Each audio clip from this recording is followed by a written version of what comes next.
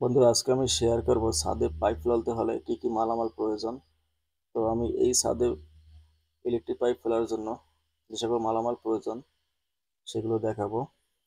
তো এখানে দেখতে পাচ্ছেন আপনার, এটি হচ্ছে ফ্যান বক্স, আরএফএল এর একটি ফ্যান বক্স। আপনারা চাইলে প্লাস্টিকের গুলো অথবা স্টিল গুলো ব্যবহার করতে পারেন, অথবা সার্কুলার বক্স ব্যবহার করতে পারেন। তবে সেক্ষেত্রে সার্কুলার বক্স দেওয়ার জন্য আপনাদেরকে ফ্যান হুড বানিয়ে নিতে হবে। তো এরপর দেখাবো কেবলটাই। তো আমি এখানে কিছু কেবলটাই নিয়েছি, 5 প্যাকেটের মতো, যদি এতগুলো লাগবে না। এগুলো হচ্ছে আপনার 200 mm কেবলটাই। প্রতি প্যাকেটে আপনার 100 পিস করে টাই রয়েছে। এরপরে ব্যবহার করব আপনার শর্ট ব্যান্ড।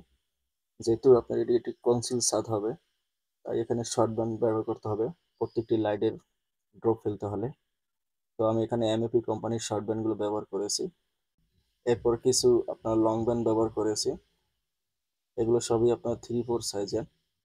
এরপর সার্কুলার বক্স ব্যবহার করেছি। তো এগুলো হচ্ছে আরএফএল এর সার্কুলার বক্স। আপনার প্রত্যেকটি সার্কুলার বক্সের ভিতরে অবশ্যই কাগজ ঢুকিয়ে তারপর টেপ পেঁচিয়ে দিতে হবে। এরপর এগুলো হচ্ছে আপনার জয়েন্ট সকেট। একটি পাইপের সাথে আরেকটি পাইপ জয়েন্ট দিতে গেলে এই জয়েন্ট সকেট ব্যবহার করতে হয়, বা সকেটগুলো ব্যবহার করতে হয়। এগুলো আপনার বিআরবি কোম্পানি। এবং কিছু টেপ ব্যবহার করব। আপনারা চাইলে এখানে আপনার আঠা ব্যবহার করতে পারেন।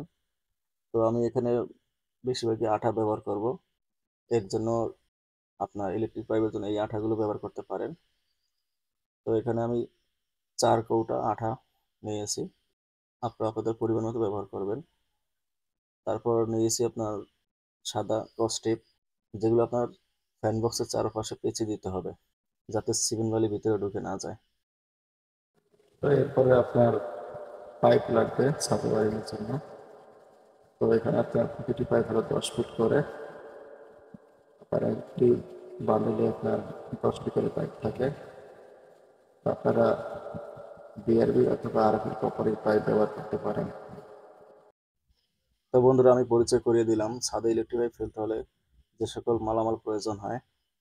তো আপনারা আপনাদের পরিমাণ মতো মালামাল সংগ্রহ করবেন। তো আজকে ছিল এ পর্যন্তই। ধন্যবাদ।